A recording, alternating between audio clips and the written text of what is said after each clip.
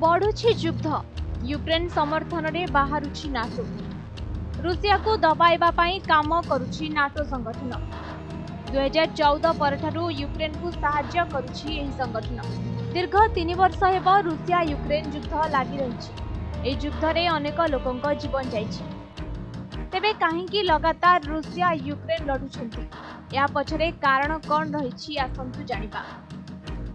जदि देखिबा Russia Ukraine मध्यरे अनेक दिनरु विवाद लागि रहिछि। यह केवल जे गत 3 वर्ष हेब अशांत रहिछि ताहा नुहे। दुई देश भितरे लगातार बहु आगरु अशांतकर परिस्थिति देखिबाकु मिलुथिला। यह पछरे अनेक किछि कारण रहिछि। आ सबुठारु गुरुत्वपूर्ण कारण हेउछि नाटो सह यूक्रेनर बंधुता। 2014 परठारु यूक्रेन को नाटो संगठन सहाय्य करि आसुछि। रूसिया विरोध में लड़िबा पई सबुबेले एही संगठन यूक्रेन को सहाय्य करुछि।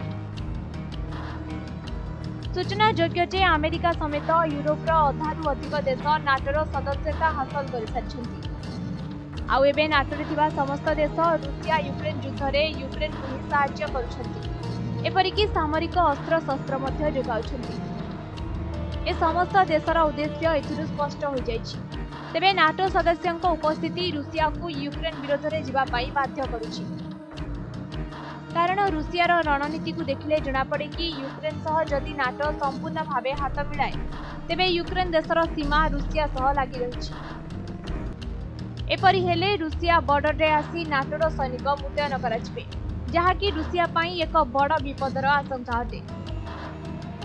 छड़ा जदि यूक्रेन नाटोर सदस्य हो जाए तेबे रूसिया उपरे आक्रमण करने तथा नजर रखा नाटो को सुविधा मिलिब। सूचना योग्य जे नाटो संगठन मुख्यतः रूसिया को विरोध करी गढ़ी उठिला।